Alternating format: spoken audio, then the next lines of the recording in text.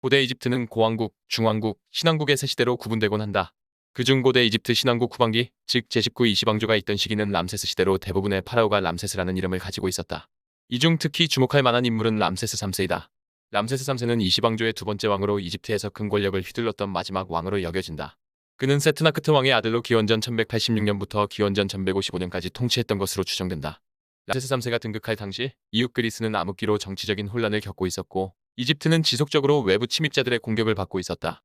특히 해상민족과 리비아인들의 공격이 심각했으며 이후 이시방조가 무너지는 원인이 되는 경제적 어려움과 내란도 격화되어 가고 있었다. 재위 5년째 되던 해 리비아 부족들이 연합해 자신들의 주장 후계 문제에 간섭했다는 구실로 나일강 삼각주 서쪽 지역을 침략해 들어왔다. 그전에도 리비아인들은 이집트 영토를 침범해 19왕조와 이시방조 내내 골칫거리였으나 이들은 결국 삼각주 서부 지역 전투에서 참패하고 퇴각했다. 재위 8년에 해상민족 연합군이 바다와 육지 양쪽에서 이집트를 침공했다. 람세스 3세는 두 번의 육상전과 해전을 통해 이들을 물리쳤다. 이집트인들은 바다에서는 약체로 유명했으나 람세스 3세는 해안을 따라 사수들을 배치하고 계속해서 나일 강변으로 다가오는 적함을 향해 화살을 쏘게 했다. 그런 다음 이집트 해군이 갈고리를 던져 적함으로 넘어가 백병전을 치렀다.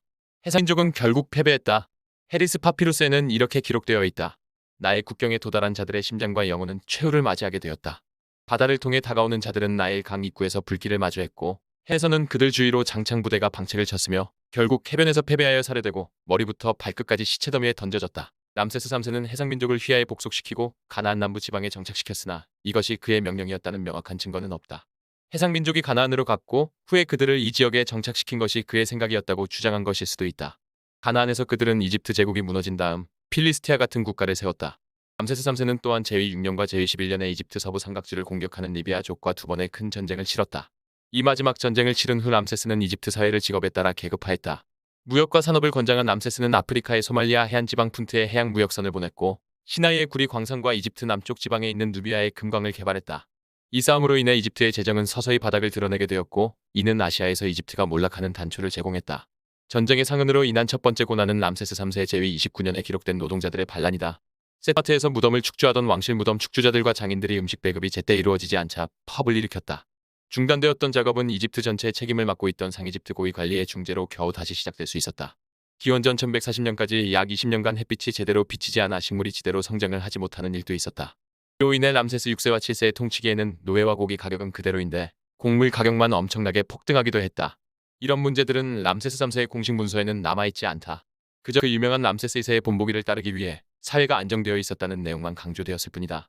그는 룩소르와 카르나게 신전을 축조했으며 마디나트 하브에 그의 장례용 신전과 궁전, 복잡한 행정 건물을 만들기도 했다.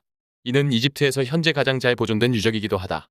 이 건물을 보면 람세스 시대 이전까지는 존재하지 않던 육중한 성체를 확인할 수 있다. 이들은 당시 외부 세력의 침입이 얼마나 빈번했는지를 증명해준다. 마디나트 하브 신전벽에는 해상민족과의 육상 및 해상전쟁 장면이 묘사되어 있다.